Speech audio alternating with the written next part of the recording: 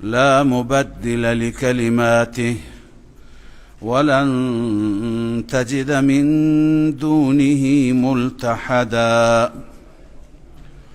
واصبر نفسك مع الذين يدعون ربهم بالغداة والعشي يريدون وجهه ولا تعد عيناك عنهم تريد زينة الحياة الدنيا ولا تطع من أغفلنا قلبه عن ذكرنا واتبع هواه وكان أمره فرطا.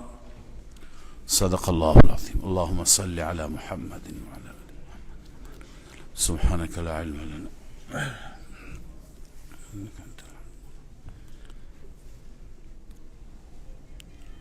جریان اصحاب کهف و اینکه خدای عزوجل چه کرامتی به اونها بخشید، عنایت فرمود، در آیاتی که دیروز خواندیم به پایان رسید. بعد از اون تذکری بود برای آن حضرت صلی الله علیه و سلم که هرگاه وعده می فرمایید به مشیت خدا ببندید، خودتون نگویید من این کار را انجام می دهم، مگر اینکه مشیت خدا را ان شاء الله را با او همراه بکنید. به همین دلیل بود که فردا دیگه وحی نیامد، 15 روز طول کشید. حالا شما ببینید وقتی که این تذکر برای پیغمبر هست و اون وقت مال ما چی؟ ما وقتی که فراموش بکنیم، نادیده بگیریم که ما در هر قضیه متاسفانه به امکانات، به اسباب، به شرایط نگاه میکنیم، به مشیت خدا کمتر نگاه میکنیم. خدای عزوجل دوست دارد بنده ای که همه چیز را او به بنده داده. اگر ما پول داریم خدا داده، اگر دکترهای خوب داریم خدا داده، اگر پارتی داریم خدا داده. همه اینها هیچ وقت به اینها اتکا نشود، هیچ وقت به اینها توکل نشود. همه اینها باشد باز هم خدا. دکتر هست ولی شفا تا خدا نخواهد نمیشه. خیلی دکترها هستند با حضور اون دکترها، با وجود اون دکترها، ده ها بیمار هر روز در بیمارستان میمیرند. خیلی مشکلات دیگه هست، اسباب حل مشکلات فراهم هست ولی نه. بسیاری از ماشین ها هستند که ما سوارشون میشیم، ایمنیشون بسیار بالا هست، چنان بالا هست که گاهی صاحبانشون تعریف میکنند، میگویند که اینها بالاخره خیلی مجهز، خیلی امنیتش بالاست، ولی تو همونها میبینیم که آدم ها گاهی میمیرند. لذا ما باید همه این اسباب و امکانات را به کار ببریم، ولی اتکای من به رب باشد، در هر مسئله به خدا موکول کنیم، اون وقت خدا از ما راضی میشه. این باید اعتقاد ما باشه، نه بر زبان فقط باشد. لذا خداوند در آخرین آیاتی که خواندیم این تذکر را به آن حضرت صلی الله علیه و سلم دادند و بعد از اون میفرمایند واتل ما اوحی الیک من کتاب ربک، اون چی که وحی میشه به سوی شما از کتاب پروردگارت تلاوت بکن، یعنی به خواندن قرآن، به تلاوت قرآن که بر تو وحی میشه ادامه بده، برای مردم بیان کن. لا مبدل لکلماته، وعده پروردگار تغییر نمییابد. منظور از کلمات وعده های پروردگار، اون چی که خدا میگه اون محقق میشه. خدا ثواب را برای اهل ایمان، عقاب را برای اهل شرک، کمک و نصرت را برای دوستانش، عذاب را برای دشمنانش، هر چی که خدا در قرآن میگه حق هست و قابل تغییر نیست. ولن تجد من دونه ملتحدا، و به جز الله هم هرگز نمیابی پناهگاه دیگه پناهگاهی وجود نه. ملتحد جای میگن که انسان پناه ببرد، بغیر از الله جای پناهی نیست. لذا بهتر اینه که کتاب خدا را بخوانید، احکام خدا را برسانید و توکل و اعتماد بر خدا باشد. و همچنین با همین صحابه و یارانت که فقیرن، فقران، دارن، نادارن، هرچی هستن، با همینها بساز. واصبر نفسك مع الذين يدعون ربهم بالغداة والعشی. خداوند عزوجل اینجا هم از عبادت صحابه تعریف میکنه، هم از اخلاص صحابه. و پیغمبر را میگه با همینها صبر کن، دنبال این رئیس رؤسا که ایمان بیاورند نباش، تبلیغ بکن ولی بذار اگر خدا مقدر بکنه ایمان میآورن، اگر نکنه نمیارن. اصلش در رابطه با سبب نزول این آیات نوشتند که یه روزی رسول اکرم صلی الله علیه و سلم با بعضی از فقرا نشسته بود، فقرای صحابه، در میان اینها سلمان فارسی هم بود، عرض کنم که مقداد بود، بعضی از اصحاب که بظاهر وضعیت مالی خوبی نداشتند اینها بودند. حضرت عبدالله ابن مسعود بود. عبدالله ابن مسعود صحابی بسیار عالم، بسیار وارسته، اما خیلی فقیر. و امثال اینها خبیب و صهیب و اینها حالا دقیقا چه کسانی بودند مشخص نیست. بعضی از سرداران آمدن، نام 2 نفر را بیشتر مطرح میکنن، می نویسن، یکی اقرع بن حابس، یکی عیینه بن حصن. اینها آمدند و میخواستن با پیغمبر خدا صلی الله علیه وسلم جلسه داشته باشند. اینها گفتن که ما که نمیتونیم با اینها بشینیم، اینها افراد پایین جامعه هستند، قشر ضعیف هستند، ما سرداران، ما اشراف، بزرگان قریش، ما چطور با این فقرا یه جا بشینیم؟ لذا به پیغمبر گفتن اگر میخواهی که ما با هم صحبتی داشته باشیم، گفتگویی داشته باشیم، سخن شما را بشنویم، شما سخن ما را بشنوید، وقتی ما میایم اینها را بزن کنار، اینها را بگو بلند بشند، اینا در جلسه ما نباشند. این غرور و این تکبر انسان را که محروم میکند از خیر، از ایمان، همین تکبر انسانه. تکبر بد چیزی هست و خداوند عزوجل یکی از اون گناهانی که زیاد ازش نفرت داره تکبره. اگر خدای عزوجل یک کسی را از اون قبیله آفریده و کسی دیگه از این قبیله که بظاهر، گرچه اینها در اسلام نیست، بظاهر این پایین طرف، خدا تو را اونجا قرار داده. اگر به کسی خدا سرمایه داده به کسی نداده، این تقسیم از طرف خدا است. اینا هیچ وقت دلیل برتری نیستند. کسی سرمایه‌دار باشه، سردار باشه، از فلان قبیله باشه، فلان شکل و رنگ را داشته باشه، سفید پوست باشه، سیاه پوست باشه، اینا اصلا ملاک برتری نیستند. انسان واقعا از نظر عقل و خرد وقتی کم داشته باشه اینها را ملاک برتری میداند. اینها هم همین بالاخره نادان بودن. اونا فکر میکردن که ما چون قریشیم، ما چون سرمایه داریم، ما چون از بالاخره اهل مکه هستیم، اصالت داریم تو این شهر، لذا اینها بقیه هیچ ارزشی ندارن، ارزش تمام مال ماست. لذا این را برای خودشون عار میدانستن با اونها بشینند. گفته اینها نباشند. رسول اکرم صلی الله علیه و سلم چنین اشاره هم فرمود. این صحابه کنار رفتند، شاید دلشون هم گرفت، ولی خدای عزوجل فوراً دفاع کرد. الله عزوجل این آیه را نازل فرمود، به پیغمبر خودش تذکر داد. واصبر، صبر کن و نفست را هم تلقین به صبر کن. با چه کسانی صبر کن، تحمل کن، ادامه بده زندگیت را، جلساتت را، تعلیم و تعلم، تدریس، تبلیغ.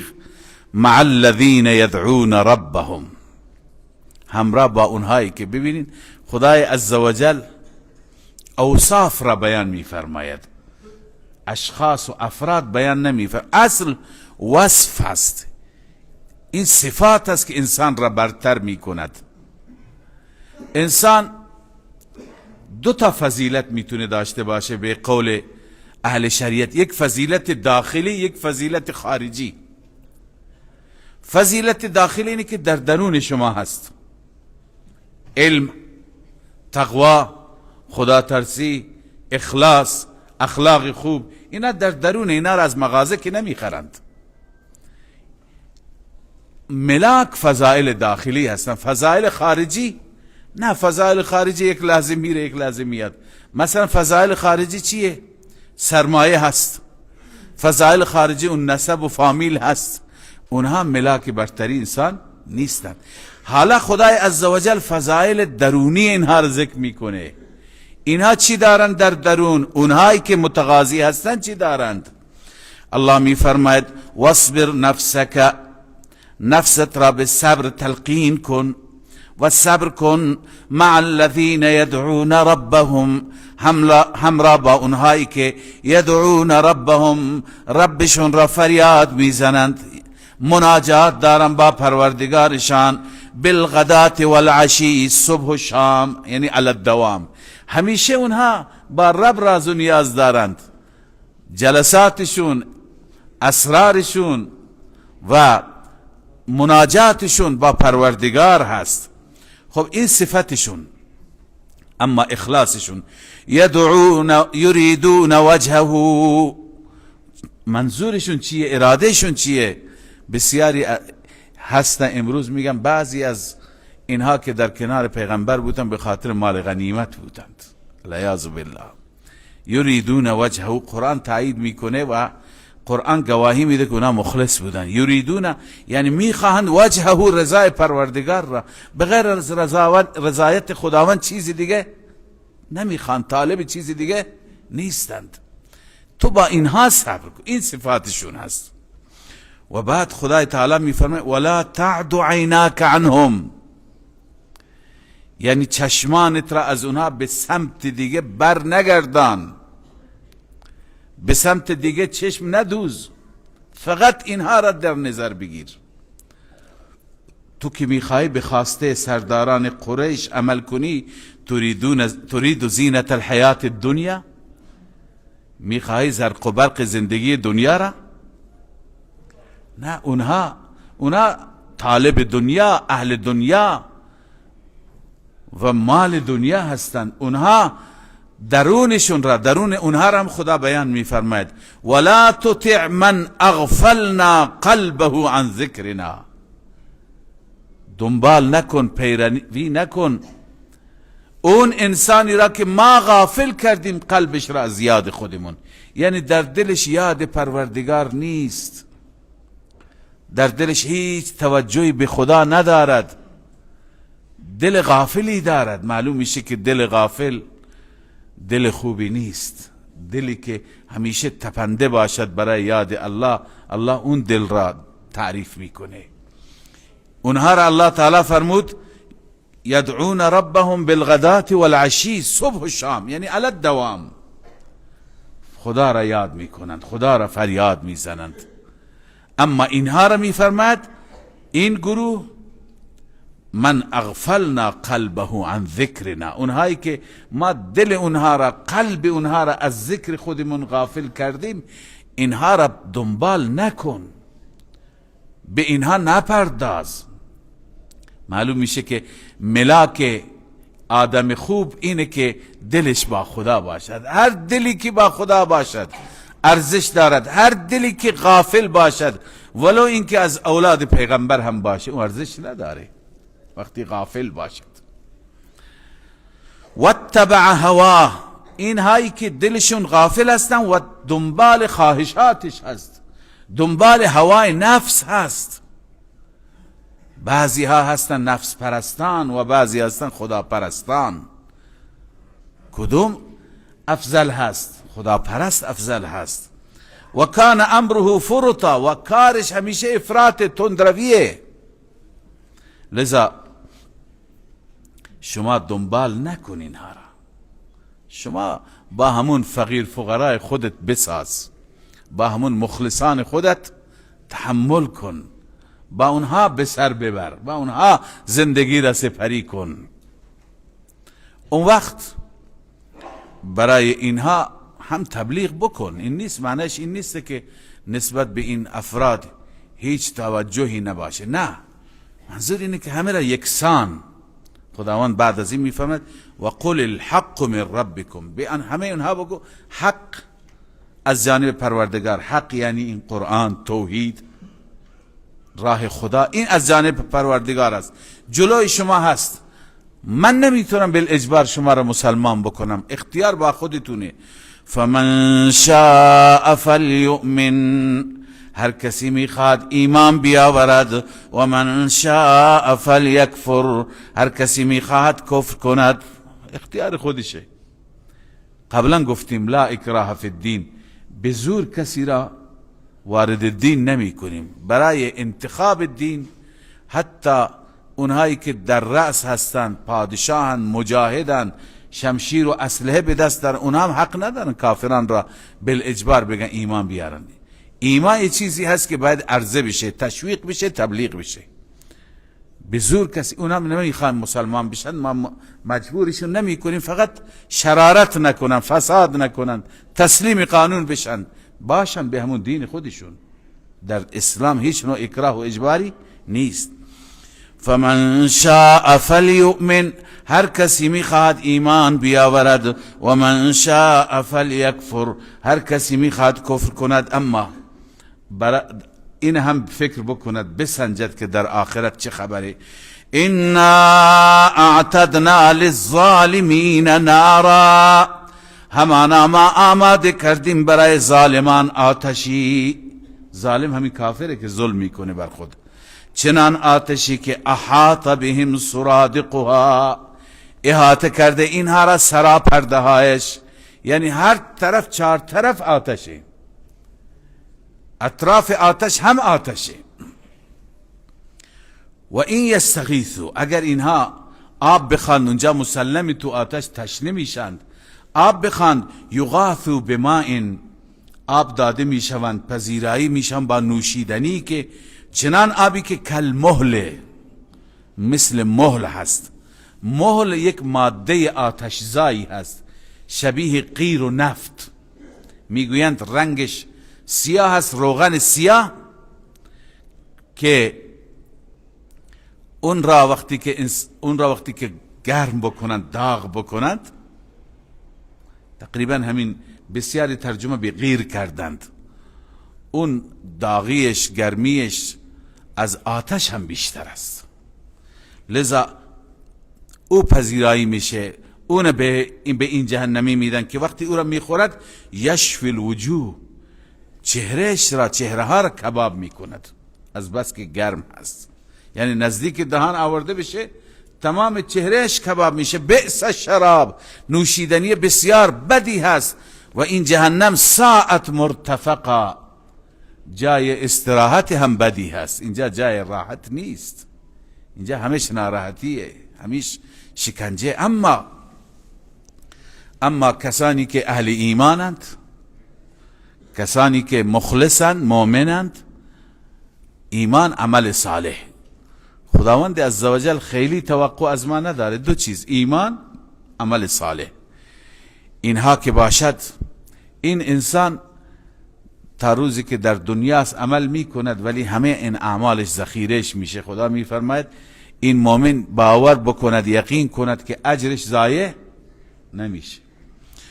ان الذين آمنوا وعملوا الصالحات، همانا آنهایی که ایمان آوردند و عمل صالح انجام دادند، انا لا نضيع اجر من احسن عملا، همانا ما ضایع نمی کنیم اجر اون انسانی که احسن عملا، خوب عمل کرده، زیبا عمل کرده. اونی که عملش خوب، اخلاقش خوب، رفتارش خوب، صداقت، امانت، همه چیز ضایع نمیشه.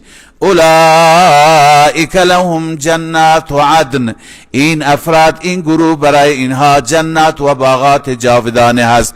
تجری من تحتهم الانهار، جاری هست از زیر کاخها و قصرهای اون جنات نهرها. یحلون فیها من اساور، آراسته می شوند در آن جنات با دستبندهایی که از طلا هستند. اینجا الان طلا و دستبند طلا و علنگوی طلا، اشتها سبز رنگ، من سندس، از حریر نازک، و استبرق، حریر زخیم، ابریشم نازک و زخیم، متکئین فیها علی الارائک، اونجا تکیه دادن بر تخت هایی که در بهشت هستند، نعم الثواب و حسنت مرتفقه. خداوند یک ذره ذکر میکنه، اگه همه نعمت ها توضیح داده بشه ما نمیتونیم بفهمیم، بالاتر از درک و فهم ما هست. میفرماید نعم الثواب، این اجر و پاداش بسیار زیبایی هست، و حسنت مرتفقه، یعنی چه منزل و چه مقر زیبا و مقر راحتی هست. حسنت بسیار زیبا هست، مرتفقا یعنی از نظر چی؟ از نظر راحتی.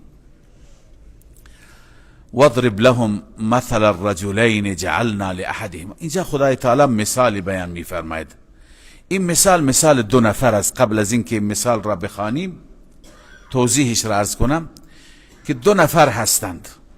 قرآن نفرموده که این دو نفر کجا بودند. حالا بعضی از مفسرین میگن دو تا برادر بودند، یکی مؤمن یکی مشرک.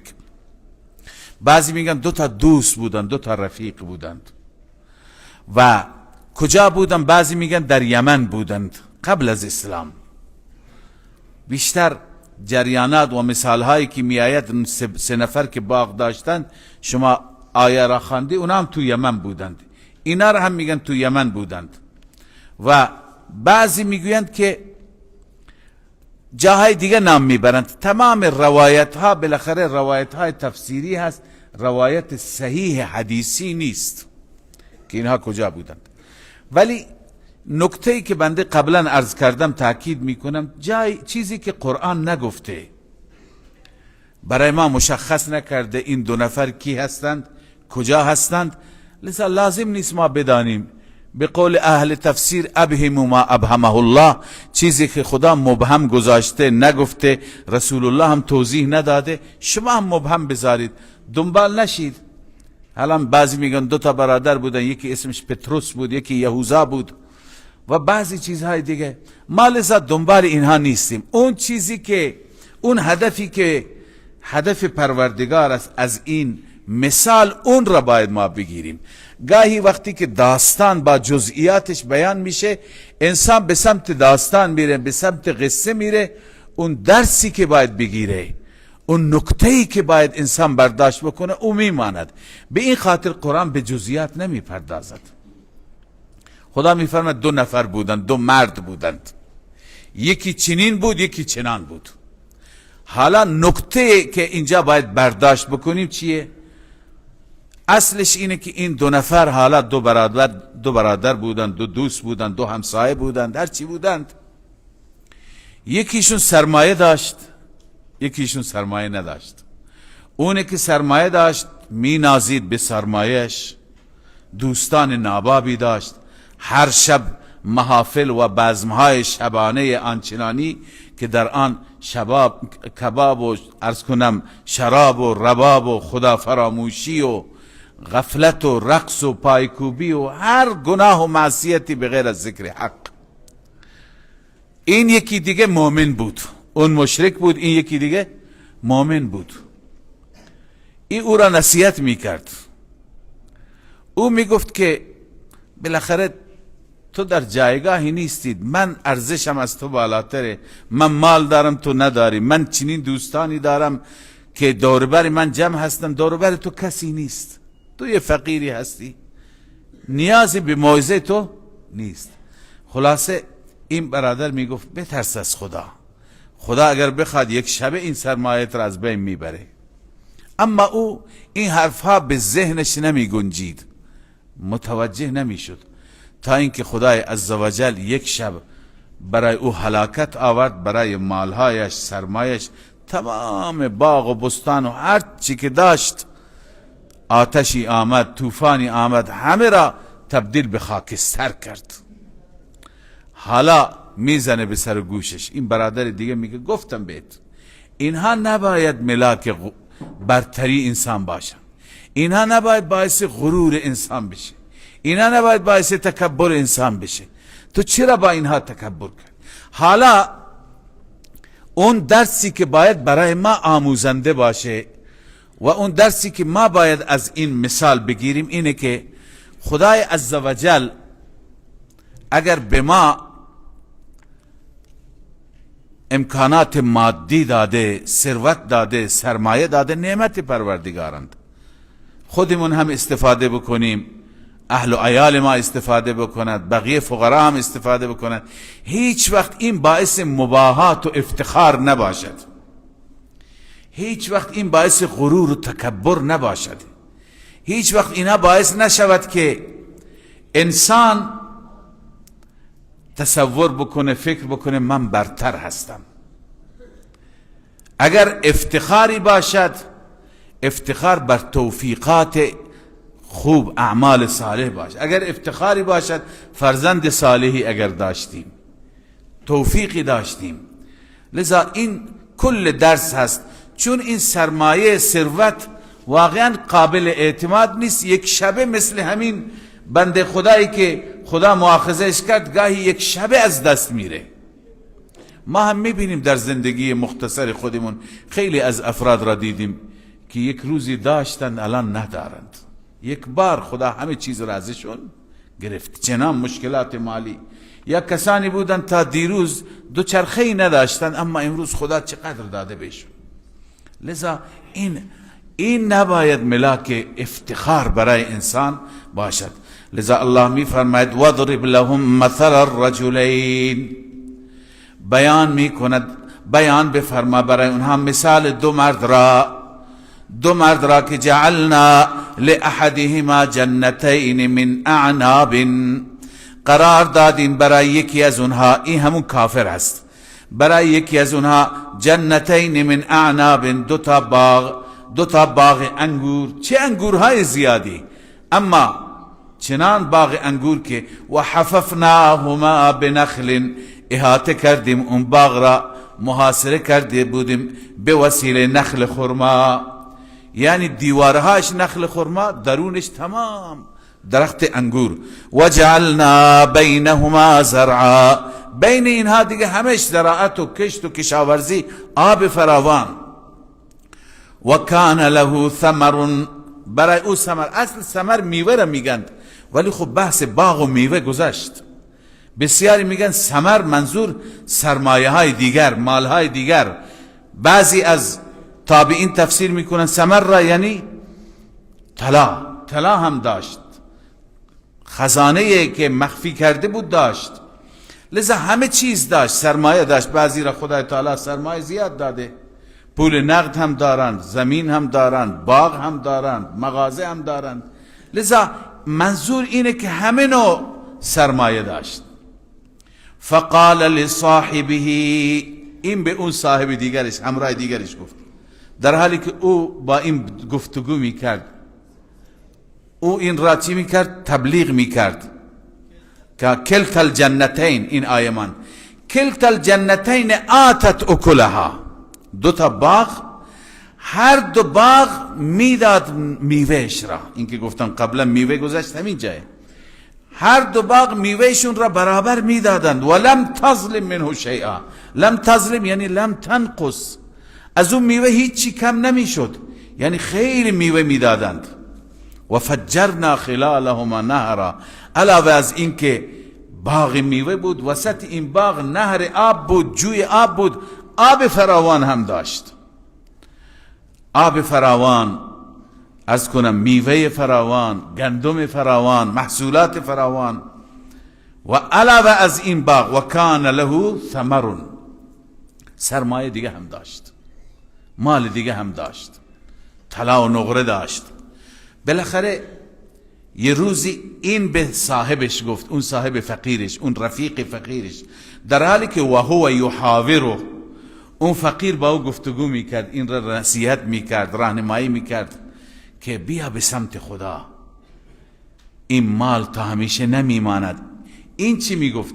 انا اکثر منک مالا و اعز نفرا، من بیشتر دارم از تو مال، من مال از تو بیشتر دارم.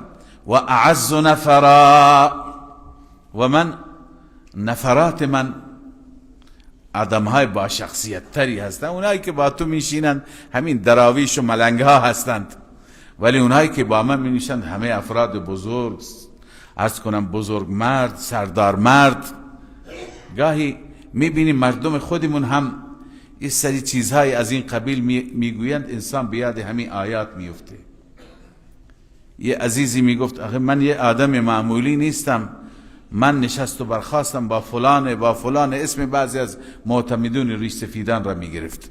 این که ما با بعضی ها جلسه داشته باشیم این بالاخره افتخاری نیست. یک آدم ساده ای بود قدیما تو روستا، اسم یک سرداری را میگرفت، میگفت من با فلانی خان در یک کاسه نان خوردم. همیشه به عنوان افتخار میگفت. یعنی این افتخاری که در یک ظرف، در یک بشقاب، در یک بالاخره ظرف با هم غذا خوردند. لذا این نباید باعث افتخار باید. این میگه من نفراتم آدمای با شخصیتی هستن که با من میشینه، همه سرداره، همه بزرگند، ولی با تو نه. با تو کسانی که رفت و آمد دارن مثل خودتو فقیرند، نادارند. اینو گفت و دیگه و دخل جنته. اتفاقا یک روزی داخل باغ شد. الله عزوجل می فرماید انسان وقتی که به اوج ناسپاسی برسد این کلمات از زبانش صادر میشه. و هو ظالم لنفسه، در حالی که به خودش ظلم میکرد. ظلم به خود با صفات بد است. به شرک و الکفر، انسان بر خود ظلم میکنه، گاهی شرک میکنه، گاهی کفر. بعضی انسان ها اینقدر مغرور میشن تو دنیا قیامت را انکار میکنه، مثل همین بیچاره میگه فکر نکنم قیامتی باشد. بسیاری هستن امروزه ما میشنویم که میگویند قیامت وجود نداره، این کفره. لذا الله میفرماید و هو ظالم لنفسی، این در حالی که بر خود ظلم میکرد. یک روزی که وارد باغ شد چی گفت؟ قال ما اظن ان تبید هذه ابدا، فکر نکنم این از بین بره. تبید یعنی تزول، فکر نکنم این زائل بشه، این از بین بره. این باغ چنان باغ خوبی هست که همیشه ماندگاره. و بعد گفت فکر نکنم قیامتی هم باشه. و ما اظن الساعه قائمه، من فکر نمی کنم قیامت برپا بشه. کی گفت قیامتی هست؟ به چه دلیل؟ نه خیر، اینها همش داستانه. و می گفت یک احتمال میداد شاید قیامت باشه. اگر باشه همونطور که در دنیا من وضعم خوبه، اونجا هم وضعم خوب خواهد بود. بعضی همینطور خوشبینند، خوشبینیشون بدون دلیل، خوشبینی تو خالی، هیچ دلیل و مدرکی نداره. این آقا همینه میگفت و الی این رددت الی ربی، اگر به سوی ربم برگردانده بشم، یعنی اونجایی باشد قیامتی باشد، لاجدن خیرا منها منقلبا، در اون بازگشت من بهتر از این میبینم. یعنی اونجا اگر قیامتی باشد، اونطور که شما میگه بهشتی باشد، اون بهشت و کاخ ها همونطور که در این دنیا مال ما هستن اونجا مال ما هستن، شما سهمی ندارید. این بیچاره فکر میکرد کسی را که خدا ثروت داده دیگه این مقبول خداست. بعضی همینطور فکر میکنند، کسی که ثروت داره فکر میکنه من مقبول خدا هستم، خدا من خیلی دوست داره. خدا کسی را دوست داره که عمل خوبی داشته باشه، چه ثروتمند باشه چه فقیر باشه.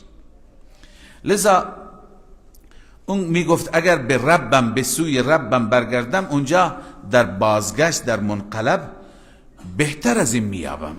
اما این برادر دیگه، این رفیق دیگه بهش نصیحت میکرد.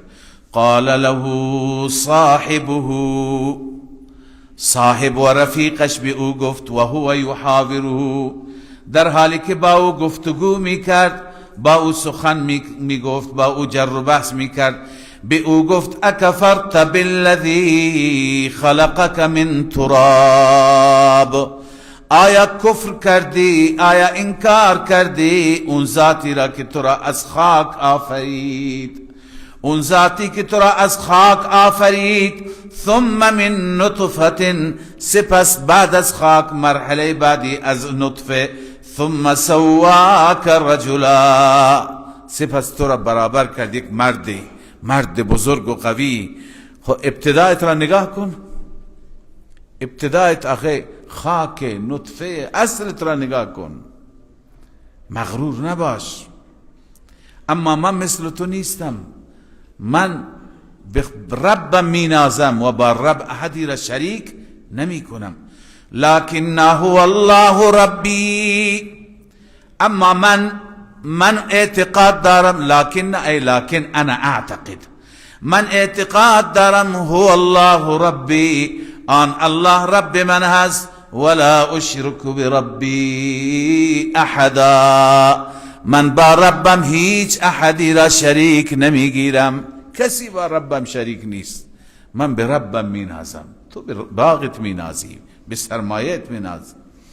و این برادر اونو نصیحت میکنه، میگه ولولا اذ دخلت جنتک قلت ما شاء الله، چرا وقتی که داخل باغت میشی چرا نمیگی ما شاء الله لا قوة الا بالله؟ ما شاء الله لا قوة الا بالله معنیش اینه که اون چی که خدا بخواد همون میشه، هیچ قدرتی نیست بغیر از قدرت خدا. اون چی که به من داده خدا داده، اگر بخواد او میگیره، دیگه قدرتی وجود نداره. چرا اینطور نمیگی؟ با توجه به این آیه امام مالک رحمه الله میفرماید سنت هست یا مستحب است، شمایی که خدا به شما نعمتی داده، وقتی که می روید و نعمت خودتون را می بینید، منزل خوبی داده، باغی داده، ماشین خوبی داده، وقتی که مغازه خوبی داده، وارد میشی بگی ما شاء الله لا قوة الا بالله، آیسته بگو، خدا از این جمله خوش میشه.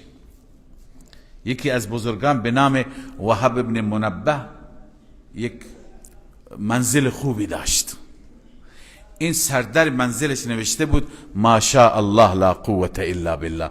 حالا نوشتن جایگزین اون خواندن نمیشه، بعضی فکر میکنن ما همین که قرآن را آویزان کنیم تو ماشینمون یا تو خونهمون همین کافیه، نه، باید انسان بخونه. ولی این بزرگوار اینو نوشته بود که هر وقت وارد خانه بشه ببینه بیادش بیاد بخونه، لذا نوشته بود ما شاء الله لا قوة الا بالله، تا وارد خانه میشد اون نوشته را میدید میخوان ما شاء الله لا قوة الا بالله. انسان هر نعمتی که داره از طرف خدای عزوجل است، لذا بقای این نعمت را به مشیت خدا وقتی که بگذاری که خدا اگر بخواد این برای من میمانه برایت، خدا راضی میشه از این بنده، برایش باقیش میگذارد، ازش نمیگیرد و اضافه میکنه برایش. پس این برادر به اون برادر میگه، این رفیق به اون رفیق میگه ای رفیق، ای برادر، چرا وقتی که وارد باغت میشی نمیگی ما شاء الله لا قوة الا بالله؟ یعنی ما شاء الله یکون، آنچه که خدا بخواد میشه، این خدا خواسته به من داده، کار من نبوده. لا قوة الا بالله یعنی هر توانی هست، هر قوتی هست با استعانت از خدا هست و بس. و بعد این گفت که تو مرا تحقیر میکنی چون من مال کم دارم، ان ترنی، اگر تو مرا میبینی که انا اقل منک مالا و ولدا، من کمتر هستم از تو از نظر مال و از نظر اولاد، من فرزند زیاد ندارم، مال زیاد ندارم، ولی ایمان به خدا دارم، فعسى ربی، من توقع دارم به ربم، ان یؤتینی خیرا من جنتک، این که به من بهتر از باغ تو بده. خدا کریمه، خدا به بندهش میده، این خدا به تو داده، من انتظار دارم خدا به منم بده. بعضی وقتا الله عزوجل به یکی میده به یکی نمیده، به اونی که میده او غرور از خود نشون میده و اینی که نداره تحقیرش میکنه، خداوند ناراضی میشه. ما دیدیم و شنیدیم هم، خدا ناراضی میشه، این نادار را دارا میکنه، اون دارا را فقیر میکنه. اگر اطرافمون مطالعه بکنیم خیلی میبینیم از این موارد. لذا این همینه میگه که من انتظار دارم خدا به من بهتر بده و این باغ تو، بر این باغ تو یک آفتی بیاید و این را یک میدان صافی قرار بده. این هم امکان داره، اینقدر مغرور نباش. لذا فعسى ربی ان یؤتینی خیرا من جنتک، من امید دارم، توقع دارم از ربم که به من بده بهتر از باغ تو، و یرسل علیها حسبانا، و بر این باغ بفرستد عذاب آسمانی، من السماء از آسمان، آفتی از آسمان، فتصبح صعیدا زلقا، این باغ تبدیل بشه به یک میدان صاف، کاملا صاف. فردا این میدان صافی میشه، اینقدر مغرور نباش. او یصبح ماؤها غورا، یا اینکه آبش خشک میشه. باغ بالاخره خوبیش با آبش است، آب که خشک میشه به چه در میخوره؟ فلن تستطیع له طلبا، هرگز نمیتوانی آب را بطلبی دیگه، هر چی میکنی به آب نمیرسی. بعضی وقتا خدا این کار را میکنه. یک کسی گفت که چاه عمیق داشتیم، چاه عمیق حول و حوش در کویت پاکستان عالمی بود، گفت چاه عمیق ما 120 متر تقریبا به آب می رسیدیم، حالا آب رفته پایین تا 250 متر زدیم هنوز به آب نرسیدیم. گاهی خداوند دستور میده آب را برو ته ته که دست این انسان بهت نرسه. در سوره ملک هم همین خواندیم که ان اصبح ماؤکم غورا، اگر این آب شما بره پایین خشک بشه، فمن یأتیکم بماء معین، بعدن آب صافی و آب روی زمین را کی میتونه بیاره؟ لذا به هر چیزی را باید میبینیم به خدا نسبت بدیم، این خدا داده. لذا الله میفرماید و احیط بثمره، تمام سرمایهش، میوهایش، باغش در محاصره خدا قرار گرفت. خدا نکنه که انسان در محاصره لشکر خدا قرار بگیره، از نظر عذاب در محاصره خدا قرار گرفت. فاصبح، چنان شد، الله میفرماید یقلب کفیه علی ما انفق، دو کفش را، دو دستش را برگرداند. یعنی وقتی که انسان ناامید بشه کلا دستهاش را برمیگردانه بر آنچه که خرج کرده بود، یعنی کاملا مایوس، ناامید، هیچ چی باقی نماند. و باغش چی شد؟ و هی خاویه علی عروشها، باغ افتاده بود دیوارهاش بر سقفها. یعنی چه؟ یعنی درختهایی که درخت انگور بودن، عروش همون انگوری که سقف درست میشه، اونا افتاده بودن، بقیه درختها و دیوارها روی اونها، یعنی 100% ویران شد، 100% نابود شد. حالا این بیچاره میزنه سر گوشش و یقول یا لیتنی لم اشرک بربی احدا، ای کاش من کسی را با ربم شریک نمی گرفتم، من شرک نمی کردم، من اشتباه نمی کردم، من مغرور نمی شدم. حالا پشیمان شد. بازم خوبه در دنیا اگر یک انسانی متوجه بشه غنیمته. بعضیا در دنیا متوجه نمی شوند. خداوند برای ما گاهی در دنیا امتحان میاره، ما متوجه نمیشیم، به جای صبر و به جای توجه به خدا گاهی شکایت میکنیم و العیاذ بالله بعضی به خدا بد و بیرا میگویند. خدا کسی دیگر را ندید، یک من ندید فقط. الله عزوجل در قرآن میفرماید اولا یرون انهم یفتنون فی کل عام مرة او مرتين، آیا این انسان ها نمی بینن که هر سال یک بار دو بار از طرف خدا امتحان می آید؟ هر سال برای ما مشکلات هست. ثم لا یتوبون، سپس توبه نمی کنند. معلوم میشه که این امتحانات را خدا میاره که ما توبه بکنیم. مشکلات مالی میاد، مریضی میاد، مشکلات عزیزانمون میاد تا توبه بکنیم، اما بعضی توبه نمی کنند، بعضی ها رجوع نمی کنند. حالا کسی اگر متوجه بشه کاش من این اشتباه را نمی کردم، هم غنیمته. این گفت یقول یا لیتنی لم اشرک بربی احدا، کاش من با ربم کسی را شریک نمی گرفتم. الله می فرماید ببینی وقتی عذاب من آمد، اون گروهش، اون پارتیش، اون دسته که همیشه باش می نشست و هم مجلس بود، اون به دردش نخورد. ولم تکن له فئة ینصرونه من دون الله، نبود برای این گروهی که یاری کند او را بغیر از الله. و ما کان منتصرا، خودش هم بازدارنده نبود، خودش برای خودش نتونست کاری بکنه، جلوی این عذاب را نتونست بگیره. پس چه ثابت شد از این جریان؟ هنالک الولایت لله الحق. از اینجا ثابت شد که ولایت یعنی قدرت از آن الله است، اون اللهی که حق است. یکی از نامهای خدا حق است، اون اللهی که حق است، تمام قدرت و تسلط مال او هست.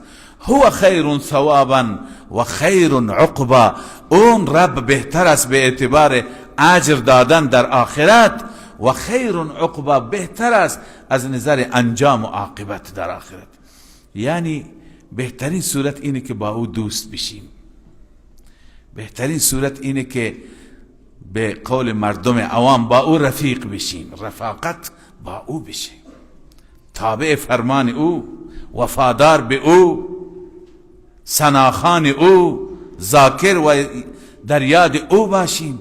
اگر باشیم اون وقت اون پروردگار به ما لطف میکند، او هم در دنیا به ما میده و در دنیا هم ما را از خطرات حفاظت میکنه، کار کسی دیگه نیست، و هم در آخرت. پس درسی که از این مثال گرفتیم، نتیجه‌ای که گرفتیم همینه که در آخرین آیه بیان شده، هنالک الولایت لله الحق.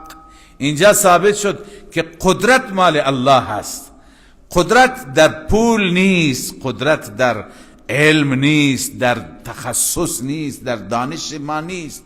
قدرت اصل در الله هست. بقیه را داشته باشیم، اسبابا امکاناتا دنبالشون بریم، اما اصل که دوست بشیم، رابطه داشته باشیم، شب و روز او را یاد کنیم، برای او سجده کنیم، در مقابل او سر تعظیم فرود بیاوریم، الله هست و بس.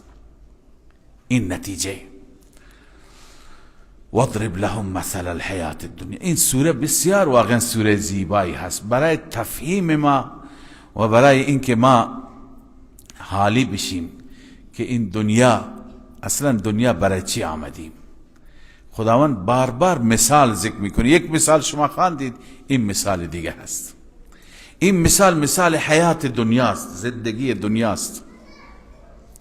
انسان بعضی وقتا متاسفانه هدف را فراموش می کند و چنان دنبال دنیا میفته. بعضی اوقات بعضی افراد که خدای عزوجل درآمد خوبی هم بهشون داده، شب و روز بدو بالاخره این کسب و اون درآمد و این معامله و اون تجارت و اصلا نه خواب داره، نه استراحت داره، نه غذای درست حسابی میتونه بخوره، از بس که به خود زحمت میده. بعضی ها اصلا زندگیشون شده زندگی ساندویچی، یعنی همه چیز سر پا. با کسی ملاقات میکنه هم سر پا هست، پیش زن و بچهش میاد هم سر پا هست، غذایش را هم سر پا میخورد، همه چیز سر پا، تا که حل من مزید بیشتر. انسان تعجب میکنه کی میخوای بشینی؟ حداقل همینا رو بشین و بخور. تا دم موت انسان همین طور فرار، آخر چیزی گیرش نمیاد، چیزی عایدش نمیشه. لذا الله میفرماید این زندگی چنان زندگی نیست که بهش دل ببندی. امروز آبادی، فردا همه چیز از دستت میره. خود انسان را نگاه کنید.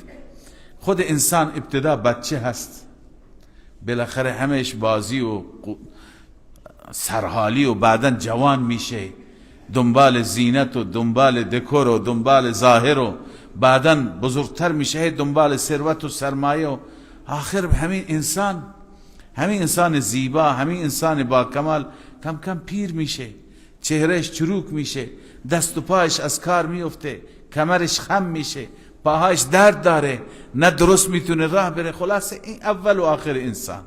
یک انسانی را مطالعه بکنید به حقیقت دنیا میرسید. لذا الله میفرماید وضرب لهم مثل الحیات الدنیا. بیان بفرما برای اینها ای محمد مثال زندگی دنیا را، کما این انزلناه من السماء، مثل آبی میماند که ما از آسمان نازلش کردیم. آب باران ببارد، فاختلط به نبات الارض، قاطی میشه با این آب نباتات زمین. خدای تعالی در قعر زمین نباتات بسیار بذرهای زیادی ذخیره کرده.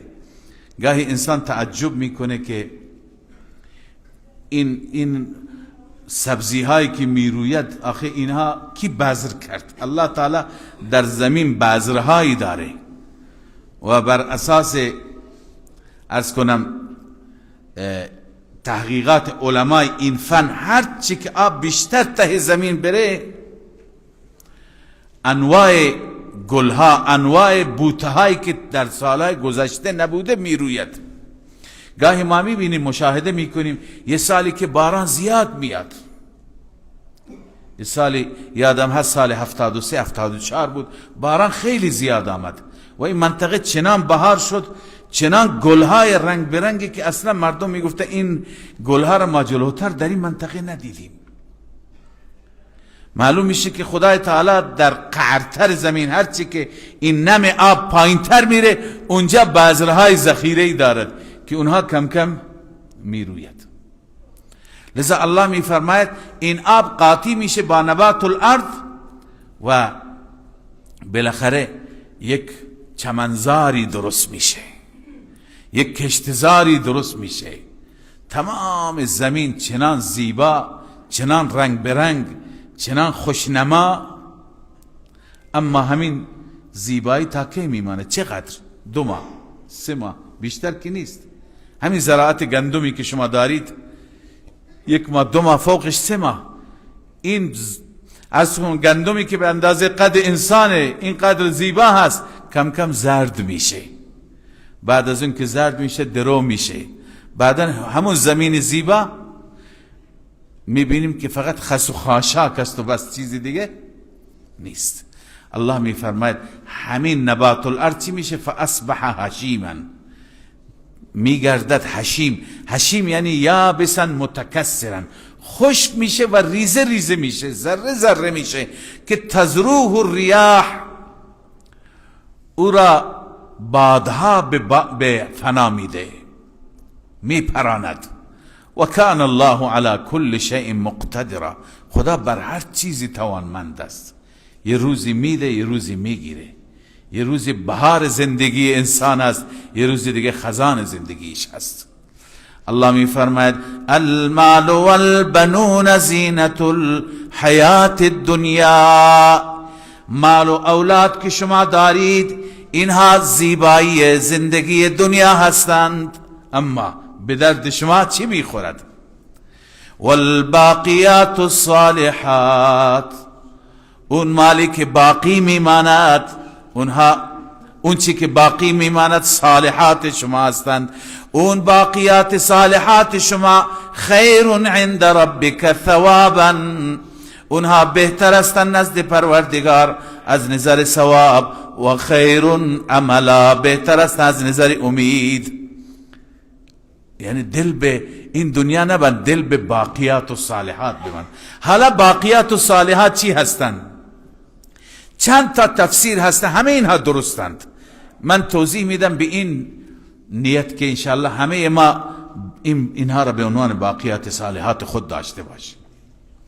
یکی که در بعضی از احادیث آمده باقیات صالحات سبحان الله والحمد لله ولا اله الا الله والله اکبر، اینا باقیات صالحات. هر چی بیشتر بخونی برات بیشتر ذخیره میشه. هر یکی از اینها برات یک درخت، در روایت های دیگه آمده سبحان الله یک درختی برات تو بهشت درست میشه، الحمدلله یکی، لا اله الا الله یکی، الله اکبر یکی. هر چی بیشتر میخونی باغات و درختان بیشتری خواهی داشت. لذا یک تفسیر که باقیات الصالحات همین اعمالی که شما انجام میدید، ذکری که انجام میدید. بعضی گفتن چون بحث مال هست، همین مال و اولاد باقیات صالحات هستند، همین مال و اولاد هستند. اما وقتی که مصرفشون را بدونی، مثلا اولاد را طوری تربیت بکنی که این اولاد بعد از تو و بعد از رفتنت از این جهان برای همونطور باقیات صالحات بشه. عمل نیک میکنه، کار خوب میکنه، اخلاق خوب داره، نماز میخوانه، دعا برای والدینش میکنه. چون رسول الله صلی الله علیه و سلم فرمودن باقیات صالحات را در یه حدیث توضیح دادن که اذا مات ابن آدم، وقتی که فرزند آدم میمیرد، انقطع عمله الا من ثلاث، تمام عملش قطع میشه، عمل نامهش بسته میشه، پروندهش مختومه میشه. چرا؟ از 3 طریق هنوز برای ثواب میاد. الا من ثلاث. این 3 تا الان باقیات الصالحات هستند، یا به تعبیر دیگه صدقه جاریه هستند. یکی اینه که به وسیله همین مال، حالا ببینید در این حدیث نشان میده که همین مال هم میتونی باقیات الصالحات بکنی. این مال را چیکار میکنه؟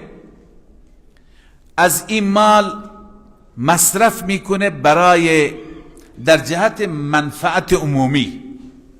مثلا مسجدی درست میکنه، یه جای مسلمانان دلشون میخواد نماز بخونن ندارند، میره مسجدی درست میکنه تا مردم نماز بخوانند. تا روزی که این مسجد هست، این همون مالش هست، بلش باقیات صالحات. یا میره مدرسه درست میکنه، مدرسه دینی، مدرسه دولتی، بچه ها بیان درس بخونند، سواد یاد بگیرند، علم بیاموزند، این برش باقیات صالحات. میره یه یتیمخانه درست میکنه که یتیم ها اونجا پرورش بشن، یتیم هایی که سرپناهی ندارن، اون ساختمان اون خانه او سرپرست یتیم، از کنم که سرپناه یتیم ها بشه. بالاخره این یتیم تا بزرگ میشه جای خوبی داره، بعد بزرگ میشه میره برای خودش کسب و کار میکنه. اینها هستن باقیات صالحات. یا چای حفر میکنه، از اون چا همگان استفاده میکنند، قناتی داره، همه را میذاره استفاده میکنه، هم انسان تشنه، هم حیوان تشنه، هم پرنده، هم موریانه، همه میایند اونجا استفاده میکنه. اینا باقیات و صالحات هستند که انسان به این نیت یک چیزی را که برای عموم مردم منفعت داشته باشه درست بکنه. لذا کسانی که الله عزوجل بهشون ثروت و سرمایه داده، حتما به قول حضرت شیخ فرموده همه را اینجا نگذارند برای بچه هاشون، چیزی با خود ببرند.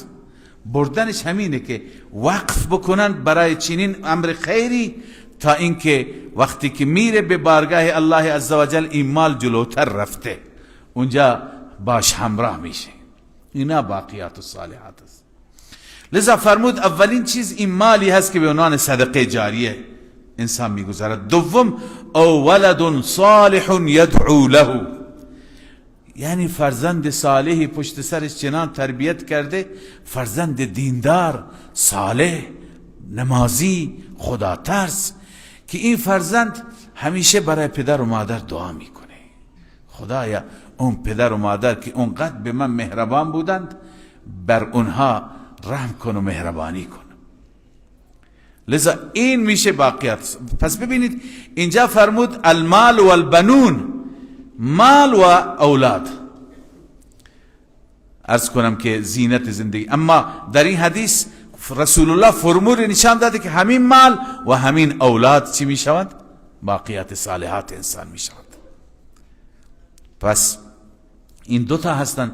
سوم که فرمود یا او علم ینتفع به، علمی را پشت سر میگذارد، شاگردانی را تربیت میکند، افرادی را تربیت میکند که اونها بعدا از علمش استفاده میکنند و علمش را به دیگران میرسند. یکی از باقیات صالحات اینه.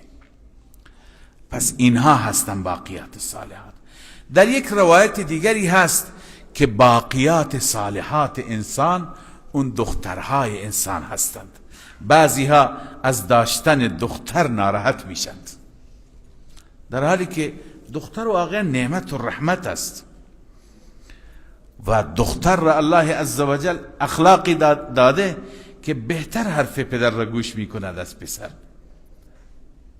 یه روز یک عزیزی از فرزندش گلایه میکرد و میگفت خیلی من اذیت میکنه. گفت دعا بکن که این فرزند را خدا هدایت بکنه. گفتم که اون دختر هم داره ولی از دخترش خیلی راضی بود. گفتم بعضی از ماها بی خود ناراحت میشیم وقتی که خونه ما پسری پیدا میشه خوش میشیم، دختری پیدا میشه بعضی ناراحت میشن، ولی بعدن خدا داره نشون میده که بعضی از دخترها که انسان رویشون برنامه ریزی بکنه، تربیت بکنه، اینا از پسرها خیلی بهتر بالاخره درس میخونن، نماز میخونن، تقوا را رعایت میکنن، حیا و عفت را رعایت میکنن، تمام امور خانه را بهتر انجام میدن.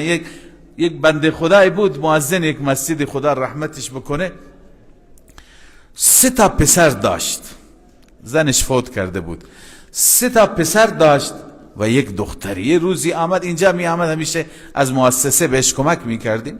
یه روزی آمد گریه کرد، زیاد گریه کرد، دلش پر بود. گفت دعا بکنه همین هر 3 تا پسر را خدا از من بگیره. من ناراحت شدم، گفت نگو اینطور. گفت چون هر 3 تا معتاد هستند و خدا میدونه یک موکت هنوز تو خونه من باقی نمونده، هر چی دارم میبرم، من از مردم گدایی میکنم، اونجا میبرم، اونا میبرم میفروشند و دود میکنند. ولی گفت همین یک دختر اگر نبود من سکته میکردم، برای این هم دعا بکن. گفت این دختر چنان برای من خدمت میکنه که من از خدایم راضی هستم. حالا گفتیم بعضی وقتا انسان چی فکر میکنه بعدن چی از آب در میاد. حالا دختر یا پسر خدا صالحشون بکنه، ولی بعضی میگویند که این باقیات و صالحات و دخترک هایی هستند، 2 تا دختر داری، 3 تا داری، 4 تا داری، بیشتر کمتر خوب تربیتشون میکنی، دیندار با تقوا خدا ترس قرآن خوان به خانه بختشون میفرستی، اینها باقیات صالحات شما هستند. اینها بعد از اون هرچی خدمت میکنند، هرچی تلاوت میکنند، هرچی عبادت میکنند، چون که در اون زمان تربیت شما رویشون کار کردید، اینا برای شما باقیات صالحات. چون یک روایتی هم داریم که یک پدر هست در روز قیامت، پدری بوده که لاابالی بوده، بی‌پروا بوده، عمل خوبی نداشته. اینا شاید تمثیل هایی هستن که خدای عزوجل میخواد ما را تفهیم بکنه بعضی مسائل را. این پدر را در روز قیامت میبینند عملی نداره، وضعیت خوبی نداره، میگه این را ببری به جهنم. چند تا دختر داره، اینها میدوند اطراف پدر میگیرن، میگن خدایا اینو به جهنم نبر، این دستور بده که ببخشند. چرا؟ میگه ما این هر چی که نیرو داشت، انرژی داشت، روی ما صرف کرد. این دخترها دخترهای صالحی هستند. بعضی پدرها هستن خودشون عمل نمی کنن، ولی دوست دارن که دخترهایشون با ایمان و با حیا و با عفت باشه، همین هم خوبه. بعضی بی‌پروا هستند، میگوین که خدایا ما سفارش میکنیم در حق این پدرمون که این را به جهنم نبرید و این را ببخشی. خدا میفرمه به خاطر همین دخترک های صالح این پدر را ببخشید، چون این دخترها را خوب تربیت کرده. لذا اگر دختر داشته باشیم و به فکر تربیت اونها باشیم، همین که دیندار باشند، با خدا باشند، خدا ترس باشند، با عفت باشند، این برای ما باقیات و صالحات خواهد بود. یک تفسیرش همینه با توجه به این حدیث که خدمت شما ذکر کردم. لذا الله می فرماید والباقیات الصالحات خیر عند ربک ثوابا. باقیات صالحات بهتر است نزد ربت از نظر اجر، و خیر عملا، بهتر است از نظر امید. این که انسان به اونها امید داشته باشه اونها خیلی بهتر هستند. حالا چه روزی اینها درد میخوره این باقیات صالحات؟ الله عزوجل تخویف اخروی بیان میفرماید، شدت اون روز را، خیلی روز سختی، الله رحم بکند. و یوم نسیر الجبال، روزی که ما تمام کوها را سیر میدیم، یعنی کوها پودر میشد و به هوا میروند. و تر الارض بارزتا، زمین را میبینی که صاف و ظاهر هست. و حشرناهم، همه این انسان ها را ما حشر میکنیم. فلم نغادر منهم احدا، هیچ کسی را نمیگذاریم، همه را میاریم، همه را در اون میدان جمع میکنیم. و عرضوا علی ربک صفا، همه این انسان ها عرضه میشوند در محضر رب، صف بسته، همه به صف. در اون میدان خیلی صحنه سختی هست. الله می فرماید لقد جئتمونا کما خلقناکم اول مره، شما پیش ما می آیید همان گونه که روز اول شما را آفریدیم، خلق کردیم. هر یک از ما وقتی که از مادر خلق شد، متولد شد، چی داشتیم؟ هیچی نداشتیم، لباس حتی نداشتیم. یک تفسیرش اینه که اونجا وقتی که از قبر بیرون میاد حتی لباس هم نداری، کفن خراب شده، تمام شده، لخت مادر زاد. به این معنی هست.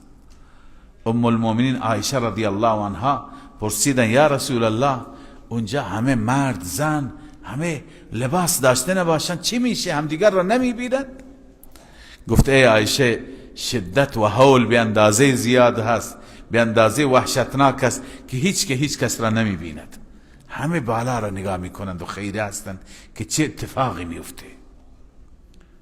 واقعا میدان محشر بسیار وحشتناکه.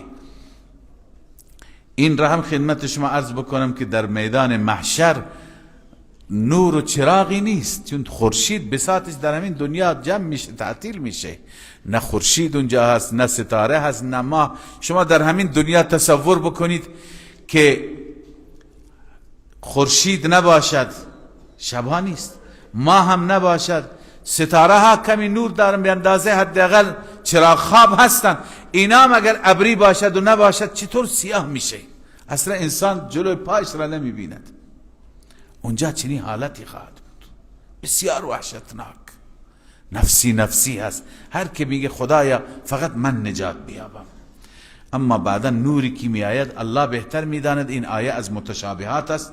و اشرقت الارض بنور ربها، تمام زمین با نور رب روشن میشه، یعنی خود خدای عزوجل متجلی میشه، تمام عالم روشن میشه. لذا الله می فرماید لقد جئتمونا کما خلقناکم اول مره، شما پیش ما می آیید هم فکر می کردید که ما هرگز برای شما موعد تعیین نمی کنیم. این همون موعدی که ما گفتیم. حالا چیکار میکنم؟ میگم بیارید پرونده ها را. سبحان مثقال ذره شرا یره، هر اندازه خیر باشد یا شر، کوچک باشد بزرگ باشد، همه را اونجا انسان میبینه. نصف خرمای صدقه دادی، این هم برات نوشته میشه. به همین خاطر فرمودند که شما نیکی ها را ولو اینکه در حد یک کلمه زیبا باشد، اینم نیکیه. یک کسی را بگی که برادر نماز بخوان، همین برایت هم نوشته میشه که امر به معروف کردی. چه باری برای انسان هست. لذا بعضی وقتا نمیدونیم مفت نیکی ها را از دست میدیم و مفت برای خودمون بدی، شوخی برای خودمون بدی ثبت میکنیم. لذا این مجرم همین اعتراض را دارد، لا یغادر صغیرة ولا کبیرة الا احصاها، این پرونده من نه کوچک گذاشته نه بزرگ، همه را نوشته ثبت کرده. و وجدوا ما عملوا حاضرا، میابند مجرمان آنچه که عمل کردند حاضر میابند، همه را میبینه حاضر، همه نوشته شده. ولا یظلم ربک احدا، رب تو بر هیچ که ظلم نمی کند. خود انسان ها هستند هرچی میکنند. بالاخره این مثال برای دنیا بود. حاصل این مثال را هم فهمیدیم که به این مادیات نعمت پروردگار هستن، استفاده بکنیم ولی دل نبندیم، دل ندیم. به قول بزرگان تبلیغی میگفتند که این پول را تو جیبت بذار ولی جیب همین کنار سر قلب انسانه، ببین که از جیب اون طرفتر نره، در قلب قرار نگیره محبتش. چون وقتی که در قلب محبتش بره، بعدم به خاطر همین مال در نماز سستی میکنی، زکات نمیدی چون دوستشون داری نمیخوای بده، به فقیر کمک نمیکنی، حج نمیری میگه هزینه زیاده. این زمانی میشه که محبت در درون آمده. تا زمانی که محبت در درون نیاد، بیرون باشد استفاده بکنیم هیچ اشکالی ندارد. لذا خداوند این بیان فرمود که اینها را استفاده بکنید، اما ببینید که اینها شما را فریب ندن، چیزهای دیگری برای آخرتتون ذخیره بکنید. و اذ قلنا للملائکة اسجدوا لآدم فسجدوا الا ابلیس. در سوره بنی اسرائیل هم عرض کردم داستان ابلیس و آدم 7 جا در 7 سوره بیان شده. هر جا تذکر است، یادآوری هست که ای انسان همه این دستورات را عمل بکن، ولی بیادت باشه یه دشمن بزرگی به نام ابلیس داری که اینم داستانش. این داستان را ما چند بار خواندیم، بار دیگه میخوانیم تا این دشمنی را در دل داشته باشه. همیشه احساس کنید که شیطان دنبال هست، آماده باش هست تا یک روزنه‌ای باشد ما را فریب بده. لذا همیشه باید در پناه خدا. و اذ قلنا للملائکة اسجدوا لآدم، وقتی ما به ملائکه گفتیم سجده کنید برای آدم، سجده احترام، فسجدوا الا ابلیس، سجده کردم بجز ابلیس. ابلیس مگر جز فرشته هاست؟ نه، کان من الجن. ابلیس از چیه؟ جنات. اما ففسق عن امر ربه، تمرد و سرکشی کرد از فرمان ربش. خب خداوند که به جنات دستور نداده بود، به فرشته ها دستور داده بود. اذ قلنا للملائکة اسجدوا، خب اون دستور شامل حال ابلیس که نمیشه. این بیچاره چرا رانده شد؟ اصلش اینه که از آیات دیگه معلوم میشه خداوند عزوجل به ابلیس به صورت خصوصی گفت چون تو با ملائکه هستی. این اینقدر به قرب رسیده بود که با ملائکه بود. چون تو با ملائکه هستی تو هم به نمایندگی از جنات سجده کن. حالا بعضی مفسرین میگن تمام جنات دستور داده شدن، اما بعضی میگن نه، به ابلیس گفته شد. چون در آیه داریم قال ما منعک ان تسجد اذ امرتک، ای ابلیس چه چیزی مانع سجده تو شد که اذ امرتک، من خدا تو را امر کردم، من پروردگار به تو دستور دادم، کی نگذاشت سجده بکنی؟ او گفت که من نفسم چنین چنان. پس به ابلیس به صورت خصوصی ویژه از سوی پروردگار دستور رسید تو یکی سجده کن. ففسق عن امر ربه، این ابلیس از امر پروردگار تمرد کرد، سر باز زد. حالا الله عزوجل به من شما یادآوری میکنه ای انسان، ای فرزند آدم، اینی که برای تو احترام نگذاشت، دشمنی تو را از اونجا به بعد قسم یاد کرد برای دشمنی تو، آیا تو هنوز با این دوست میشی؟ افتتخذونه، آیا او را شما میگیرید و ذریته اولاد و اتباع او را اولیاء، اونها را دوست میگیری به عنوان دوستت اونها هستن من دونی غیر از من پروردگار، در حالی که وهم لکم عدو، اونها دشمن تو هستند. به جای اینکه با خدا دوست بشی با شیطان دوست شدی. والذین کفروا اولیاءهم الطاغوت، کفار دوست اونها کیه؟ شیطانه. اما خداوند الله ولی الذین آمنوا، دوست مؤمنان کیه؟ الله است. به جای اینکه با خدا دوست بشی با این دشمن دوست شدی.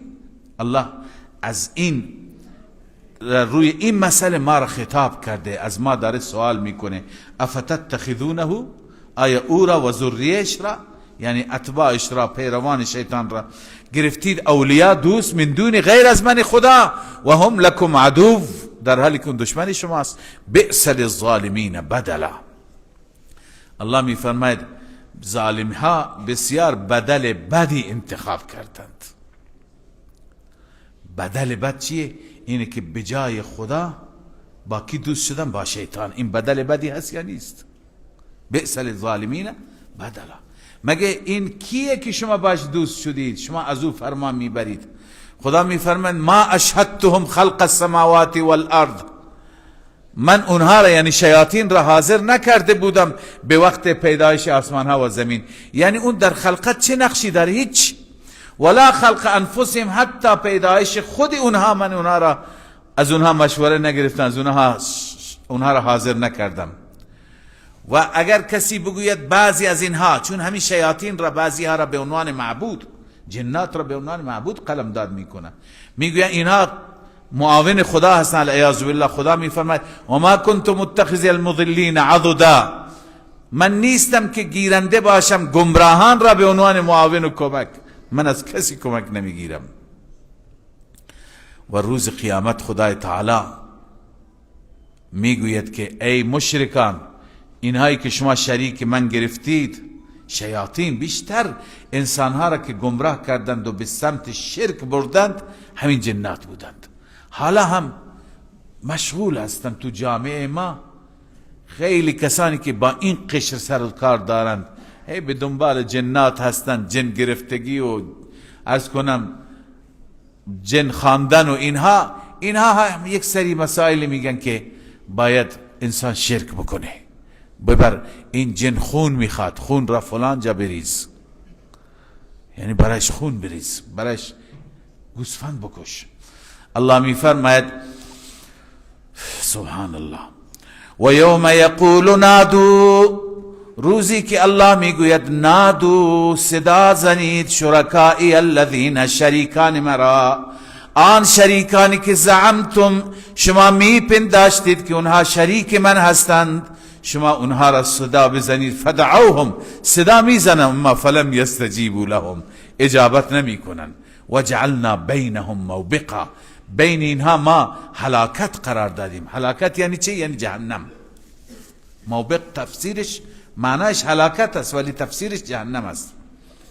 یعنی بعضی از شیاطینی که مردم اونا را عبادت میکردن خودشون هم تو جهنم میافتند، اما بعضی ها که خودشون راضی نبودند مثل ملائکه، مردم اونها را صدا میزدند، عبادت میکردند، عیسی مسیح، مریم، اینها را الله عزوجل کفار را تو جهنم میندازه که بینشون چی میشه؟ جهنم فاصله میشه.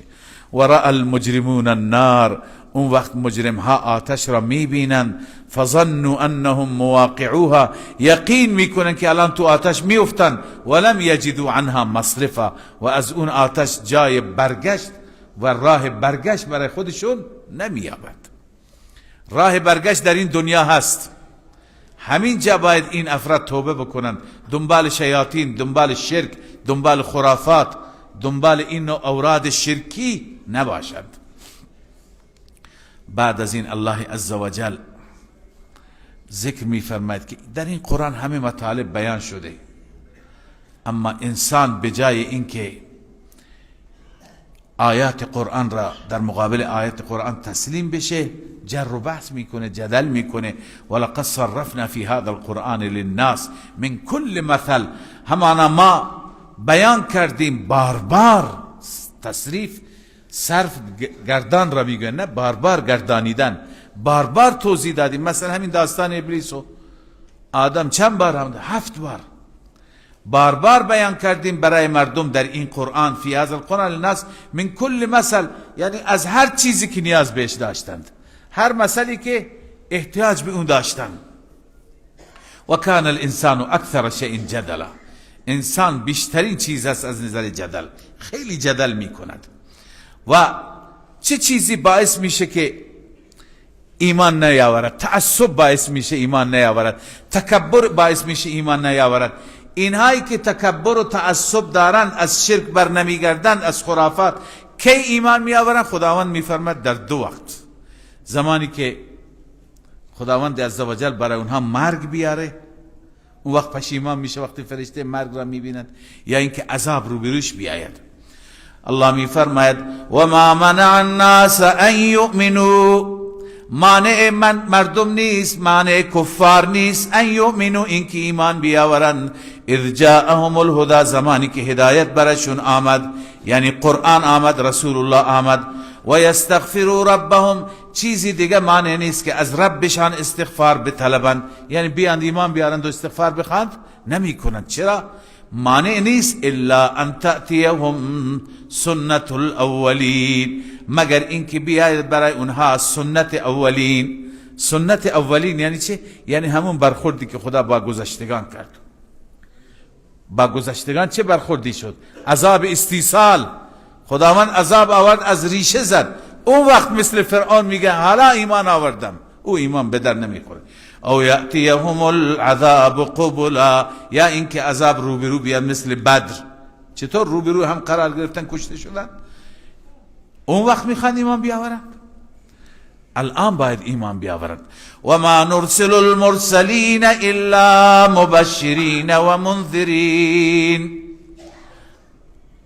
حالا اونا میگفتن خب چرا پیغمبر برای ما معجزه‌ای که ما میخوایم؟ الله میفرماید پیغمبر صاحب معجزه نیست. این بحث را مفصل عرض کردم یک دو روز گذشته. پیغمبر فقط بشارت میده، مژده میده، بیم میده، تبشیر، انذار، بس. و ما نرسل المرسلین، ما نفرستادیم یا نمیفرستیم مرسلین را الا مبشرین، مگر بشارت دهندگان، و منذرین، بیم دهندگان. یعنی نه مختار معجزات هستن نه عذاب میارن. اونا نمیتونه عذاب بیارن. بعضی به پیغمبران میگفتن خب عذاب بیار. و یجادل الذین کفروا بالباطل، اما کفار جدال میکنن، جر و بحث میکنن با انبیا، با اهل حق، لیدحضوا به الحق، تاکه به این صورت حق را بلغزانند، حق را دفع کنند، یعنی دعوت حق را بی اثر بکنند. واتخذوا آیاتی و ما انذروا هزوا، اما این کفار چیکار کردند؟ آیات من را و آنچه که بیم داده شدن اون را به باد مسخره گرفتند، مسخره کردند. حالا الله عزوجل میفرماید از اینها ظالمتر چه کسی هست؟ ببینید بدترین چیز اینه که انسان با کلام خدا موعظه بشه و این موعظه کلام الله را نپذیرد، قبول نکند، تسلیم نشود. مشرکین که با این کلمات تند شما میخوانید خداوند اونها را یاد میکنه، همینه که اونها کلام خدا برای اونها موعظه بیان میکرد، تذکر میداد، به بعد مسخره میگرفتن. ذکر عذاب میشد، مسخره میکردن. الله میفرماید و من اظلم ممن ذکر بآیات ربه، چه انسانی ظالم تر از اون انسانی که ذکر یعنی وعظه، موعظه میشه، تذکر داده میشه، به آیات ربه، به آیات رب، فاعرض عنها، از اون آیات اعراض میکند، و نسی ما قدمت یدا، اون چی که انجام داده فراموش میکند، چه اعمال سوی انجام داده. انا جعلنا على قلوبهم اکنة ان یفقهوا، وقتی که انسان بد عمل میکنه خدا هم او را از هدایت محروم میکنه. خدا میفرماید ما قرار دادیم بر دلهای اونها پرده و غلاف از این که بفهمند، و فی آذانهم وقرا، در گوشهایشون بار هست، و این تدعوهم الی الهدى، اگر اونها را به سوی هدایت فرا بخوانی، فلن یهتدوا اذا ابدا، هرگز هدایت نمیشوند، ابدا هدایت نمیشوند. حالا ببینید از رسول الله صلی الله علیه وسلم کدوم داعی بزرگتر است؟ دعوتگری که سراپا رحمت بود، در موعظه‌اش اثر بود، اما امثال ابو جهل، امثال ابو لهب، نه اینکه از موعظه‌اش متذکر نمیشوند، بیشتر جدل میکنند، بیشتر بحث میکنند، توهین بیشتری میکنند. لذا این خدا وقتی که هدایت را از انسان سلب بکنه، اما این را قبلا بار عرض کردم با اقسام هدایت که قبلا توضیح دادم، این نکته را هم بدون خدا چه کسی را محروم میکنه؟ کسی که بیادب باشه، کسی که با اهل حق درگیر بشه، کسی که جدال بالباطل بکنه. هر کسی را خدا محروم نمیکنه، کسی محروم میشه که بالاخره سوی ادب داشته باشه. لذا الله میفرماید و ربک الغفور ذو الرحمه.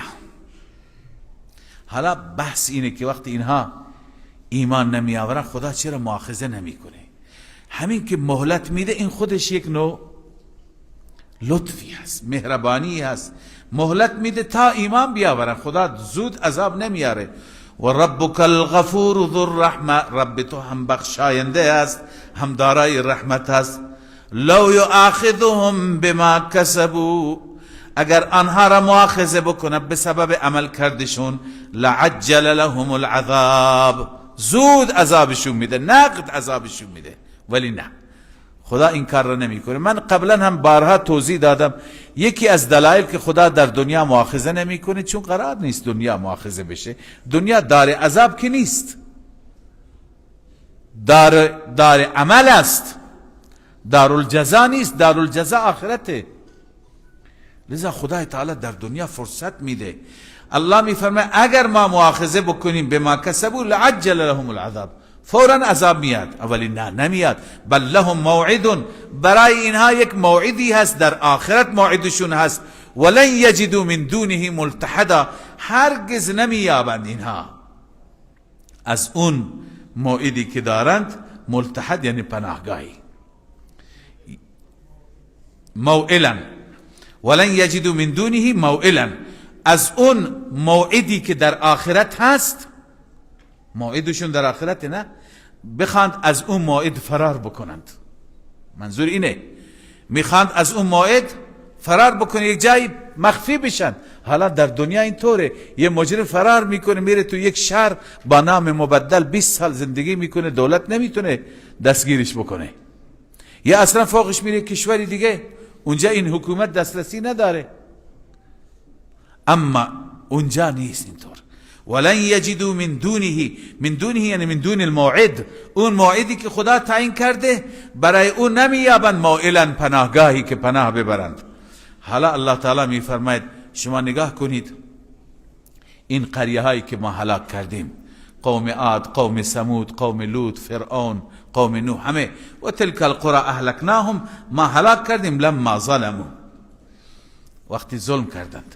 اونجا هم همین قاعده بود، و جعلنا لمهلکهم موعدا، برای هلاکتشون ما موعد گذاشته بودیم. مثلا بعضیا پیغمبرشون 50 سال تبلیغ کرد، بعضیا 30 سال تبلیغ کرد، بعضیا 950 سال تبلیغ کرد. بالاخره موعد که آمد عذاب هم آمد. و اذ قال موسی لفتاه لا ابرح حتى ابلغ مجمع البحرین، اینجا شبهه دوم را خداوند جواب میده. شبهه دومی که مشرکین مطرح میکردن، میگفتن خضر پیغمبر همه چیز را از قبل میدانست، معلوم میشه که علم خدایی داره، علم غیب داره. اینجا اون شبهه جواب داده میشه به وسیله داستانی که بین موسی و خضر اتفاق افتاد. اصلش اینه که در روایت ها می آید، در روایت صحیح بخاری میاد، یه روزی سیدنا موسی علیه السلام یه سخنرانی کرد، سخنرانی بسیار اثرگذاری بود.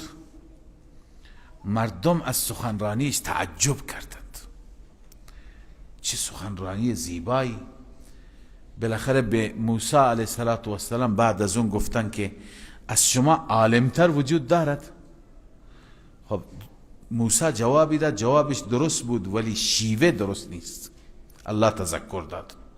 موسی باید میگفت که بالاخره خدا از همه عالمتر است. موسی گفت نه، این وقت روی زمین از من عالمتر وجود نداره. منظورش از انسانها بود، جوابش اشتباه هم نبود، ولی این شیوه مورد پسند پروردگار نیست. الله عزوجل به موسی وحی که ای موسی، ما یک بنده داریم در مجمع البحرین، او از تو بیشتر میداند. خضر علیه السلام را گفت، در حالی که در علم تکوین خضر بیشتر میدانست، در علم شریعت موسی بیشتر میدانست. موسی علیه السلام گفت که خدایا اجازه بده من به ملاقاتش برم. به قصد چی؟ به قصد یادگیری، چون وقتی که ثابت شو از من عالمتر، از او باید یاد بگیرم هرچی که من نمیدانم. خداوند فرمود برو. نشانی را هم خدا بیان فرمود که ماهی در زنبیل بگیر. هر وقتی که این ماهی زنده شد و وارد دریا شد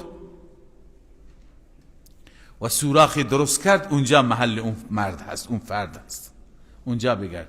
حالا در اصل داستان روایت های اسرائیلی هم خیلی زیاد است، ما به اونها نمی پردازیم. از این داستان اونی که در قرآن است به اون فقط عرض می کنم و می پردازم. این انگیزه این سفر موسی علیه السلام. اما در بعضی دیگر روایت های تفسیری مفسرین نوشتن به نقل از عبدالله ابن عباس که علت این سفر چند تا سوال بود که خداوند که موسی علیه السلام از خداوند مطرح فرمود. گفت ای رب کدام بنده از همه بندگان پیش تو محبوب تر است؟ از همه بندگان کدوم بنده را بیشتر دوست داری؟ پروردگار فرمود اون بنده که هر وقت بیاد ما باشد و هیچ وقت ما را فراموش نکند، از ذکر ما غافل نشود. این بنده که همیشه بیاد ما هست، من اون را از همه بیشتر دوست دارم. این سوال اول بود. خب این برای موسی آسان بود، میخواست خودش انجام بده. دوم گفت که ای رب از بندگان تو بهترین قاضی و فیصله کننده کدوم هست؟ فرمود که اون کسی که فیصله خوب میکنه دنبال خواهش نفسش نباشه، بر اساس هوای نفس فیصله نکنه، بر اساس واقعیت فیصله بکنه. سوم گفت خدایا از بندگانت عالمتر کی هست؟ الله عزوجل جواب داد عالمتر اون کسی هست که از مردم علم حاصل میکند و همواره به فکر ازدیاد علمش باشه، با این نیت که سخنی از کسی بیاموزد یا راهنمایی از کسی بشنود از هلاکت نجات بیابد. یعنی اون کسی که همش دنبال علم هست و یاد گرفتن است، او از همه بیشتر میداند. این موسی میخواست که پس من هم کسی باشد که از او علم بیاموزم.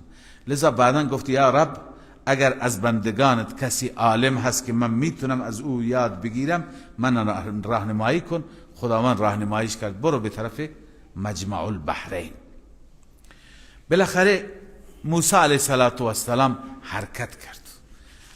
خادم خاصش را حضرت یوشع بن نون را که این یوشع خادم موسی بود و از امت موسی و از پیروان نزدیک موسی بود، اما بعدا ایشون خودش پیغمبر شد بعد از موسی. یوشع را با خودش برد و به او چی گفت؟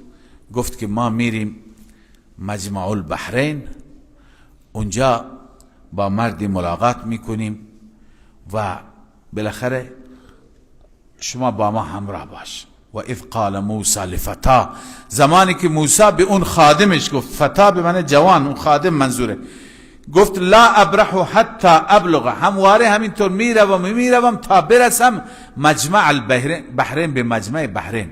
مجمع البحرین یعنی محل تلاقی دو تا دریا، محل برخورد دو تا دریا. دو تا دریا کدوم هستند؟ قال مجاهد و قتاده هو مجتمع بحر فارس و بحر الروم، اونجایی که دریای فارس و دریای روم با هم دیگه برخورد دارند و با هم یکی میشوند، اون هست مجمع البحرین. گفت اونجا میریم، او امضی حقبا، یا زمان طولانی میریم تا به اونجا برسیم. بالاخره رفتند و خوراکی ماهی بود، ماهی در زنبیل بود، زنبیل به دوش حضرت یوشع بود. فلما بلغا مجمع بینهما، وقتی که به اون مجمع بین اون دو دریا رسیدند، نسیا حوتهما، ماهی را فراموش کردند. فاتخذ سبیله فی البحر سربا. قرآن میگه ماهی چیکار کرد؟ گرفت راهش را در دریا، سربا، سرب میگن سوراخ را، یعنی در دریا در آب سوراخی درست کرد. شما وقتی که آب را چیز داخل آب بکنید بعد برداری دوباره آب چی میشه؟ جمع میشه. اما اونجا نه، اونجا همون سوراخ همونطور باقی ماند. ولی موسی علیه السلام خواب بود، یوشع دید که اینجا هست ولی نگفت، خواب بود. گفت بعدا فراموش کرد. فلما جاوزا، وقتی از اونجا عبور کردند از مجمع البحرین، قال لفتاه، موسی به اون خادمش گفت آتنا غداءنا، اون غذای ما را بیار، لقد لقینا من سفرنا هذا نصبا، از این سفرمون خستگی به ما رسیده، خیلی خسته شدیم، بیار بخوریم. حالا بیادش آمد. قال ارائیت، ای موسی به من خبر بده، اذ اوینا الی الصخره، یعنی یادت هست وقتی که کنار اون صخره سنگ اونجا استراحت کرده بودیم، در سایه اون سنگ تو استراحت میکردی، فانی نسیت الحوت، همونجا فراموش کردم ماهی را، و ما انسانیه الا الشیطان ان اذکره، و مرا فراموش نداد مگر شیطان از اینکه یادش بکنم، یعنی شیطان باعث شد که من یادش نکنم. حالا یک سوال اینجاست که یک چیز معمولی را شما میتونی فراموش بکنید، یه تسبیحتون را جای فراموش میکنی، موبایلت را فراموش میکنی، اما یک معجزه‌ای که به این صورت انسان خارق العاده باشه، ببینه که این ماهی مرده زنده شد و پرید تو دریا، آثارش هم باقی ماند، چطور این آیه بزرگ را حضرت یوشع فراموش بکنه؟ دلیلش چیه؟ بعضی از اهل تفسیر میگن که یوشع چنان معجزاتی دیده بود از موسی که این معجزه ای نبود. بالاخره اون اژدها را دیده بود، ید بیضا را دیده بود، جراد و قمل و ضفادع و اون همه 9 تا آیات هستن، اونها را دیده بود که حالا این در مقابل اونها چی بود؟ کوچک بود. یعنی دیدن معجزه و خارق العاده برایش عادی شده بود. برایش چی شده بود؟ عادی شده. ما هم گاهی یک چیزی اول خیلی تعجب میکنه، ولی بعضی وقت تکرار میشه دیگه، اون تعجب ما و شگفتی ما از بین میره. و بعضی میگن نه، همین که خدا خواسته، خودش میگه شیطان سبب فراموشی شد. واتخذ سبیله فی البحر عجبا، ای موسی این ماهی راهش را در دریا گرفت، به شکل عجیبی رفت داخل دریا. موسی گفت قال ذلك ما كنا نبغي، این هست همون چیزی که ما میخواهیم، ما میطلبیم، طالبش هستیم، دنبالش هستیم، چرا همون جا نگفتی؟ فارتد على آثارهما قصصا، هر دو برگشتند به آثارشان، آثار قدمهایشان، قصصا یعنی دوباره عرض کنه همون راه خودش را پیمودن، راهی که آمده بودند، دنبال کردند. قصص دنبال کردن را میگن.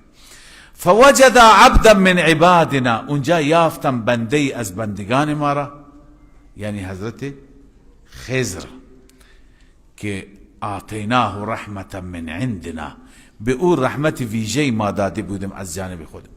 اینجا یه بحثی هست که آیا خضر پیغمبر بود یا یکی از اولیاء بود؟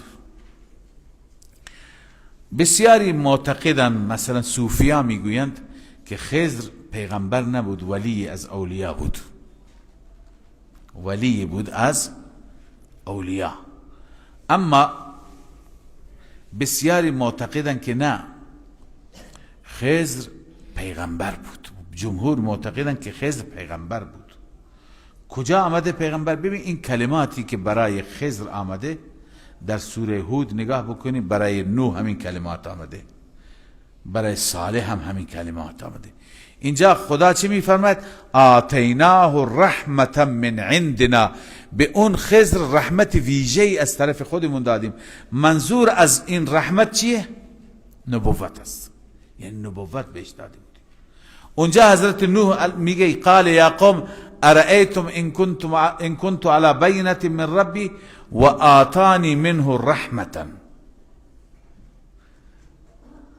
این حضرت صالح میگه، نوح میگه و آتانی رحمتا من عنده، خدا از جانب خودش به من رحمتی بده. عیناً همین واژه اونجا هست. اونجا برای نوح در به معنای چی هست؟ نبوته. برای صالح به معنای نبوته، اینجا هم به معنای نبوته. و آتیناه رحمتا من عندنا، از جانب خودمون بهش رحمت داده بودیم. و علمناه من لدنا علما، او را ما آموزش دادیم از جانب خودمون علمی. این که بعضی میگن خضر علم غیب داشته، نه خیر. این که میگن معلوم میشه صفات خدایی داشته، نه. الله میفرمه ما بهش دادیم. چیزی که خدا بده میشه خدا بده، ولی این علم غیب نیست، اون اخبار غیب هست که اون داره خبر میده. قال له موسی، وقتی که اونجا رفت گفت نه همونجا هست. اونجا رفت، ایشون را دیدن، ایشون سایه یک سنگی بود کنار دریا در ساحل، اونجا خوابیده بود. موسی علیه السلام در حدیث میاد گفت السلام علیکم، او گفت که سلام اینجا از کجا؟ چون اونجا مسلمان و مؤمن نبود، این سلام برای مؤمنان است. گفت اینجا سلام از کجا آمد؟ جواب سلام داد. گفت کی هستی تو؟ گفت موسی هستم. خضر هم نمی شناخت ولی اسمش شنیده بود.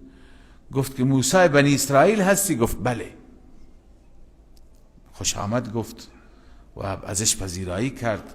باش رفتن با هم دیگه صحبت کردن تا اینکه موسی علیه السلام به خضر گفت قال له موسی هل اتبعک، آیا من تو را دنبال بکنم پشت سرت بیایم؟ علی ان تعلمنی مما علمت الرشد، مبنی بر این که به من یاد بدهی از اون چیزی که تو یاد داده شدی، آموخته شدی. رشدم برای هدایت، برای پیشرفت ممکن هست؟ گفت که ای موسی ممکن است، ولی تو عالم شریعت هستی، برایت مشکل، تو نمیتونی صبر کنی، تو تحمل نداری. قال انك لن تستطيع معي صبرا، تو هرگز نمیتونی با من صبر بکنی، بهتره که تو اصلا با من همراه نشی. و کیف تصبر على ما لم تحط به خبرا، چگونه میتونی صبر بکنی بر اون چیزی که احاطه نکردی اونها را از نظر خبر؟ یعنی چیزی که خبرش و واقعیتش و پشت پرده پیش تو نیامده، چطور تو صبر میکنی؟ لذا بی صبری میکنی. تو بالاخره عالم شریعت هستی، پیغمبر شریعت هستی، مکلف به اون هستی، باید اعتراض بکنی، باید سر و صدا بکنی، لذا صبر نمی کنی. قال فإن اتبعتنی، موسی علیه السلام فرمود که اگر، خضر فرمود، هم موسی در جواب گفت قال ستجدنی ان شاء الله صابرا. معلوم میشه که موسی هم اعتماد به خودش نداره، میگه ان شاء الله من صابر میابی. ستجدنی ان شاء الله صابرا ولا اعصی لك امرا، من امر تو را نافرمانی نمیکنم، هر چی تو بگی چشم، فقط تو اجازه بده. لذا خواجه خضر فرمود، سیدنا خضر فرمود پس به یک شرط. اون شرط چیه؟ وقتی که با من همراه هستی فقط ببین، هیچ سوال نکن، نه اعتراض کن نه سوال کن، فقط تماشا کن، خودت را نگه دار. قال فإن اتبعتنی، اگر مرا دنبال کردی، پشت سر من آمدی، فلا تسألنی عن شیء، از من از هیچ چیز سوال نکن، حتی احدث لك منه الذکر، حتی که من خودم برات ذکر کنم، من خودم بیان کنم که چی شده چی نشده. لذا تا زمانی که من بیان نکردم شما هیچ اعتراض نکن. موسی گفت چشم. لذا با هم دیگر راه افتادن. اما در این سفری که اینها داشتن، این سفر بسیار سفر هم پرخاطره بود هم آموزنده برای ما، چون ما بسیاری از اسرار الهی که گاهی ما متوجه نمیشیم اینجا پی میبریم. موسی علیه السلام، ولی ادامه آیات را انشاءالله فردا میخوانیم که طولانی میشه، وقت تمام شده. ولی موسی علیه السلام میخوام درباره جالب بودن و جذاب بودن این جریان عرض بکنم که موسی صبر نکرد. خلاصه خضر داستان را چی کرد؟ سفر را خاتمه داد. حضرت رسول صلی الله علیه و سلم تمنا کردند. در حدیث میاد رسول الله میفرماید کاش که موسی صبر میکرد، کاش موسی صبر میکرد، تمام میفهمیدیم جلوتر میرن دیگه چه اتفاقاتی میفته.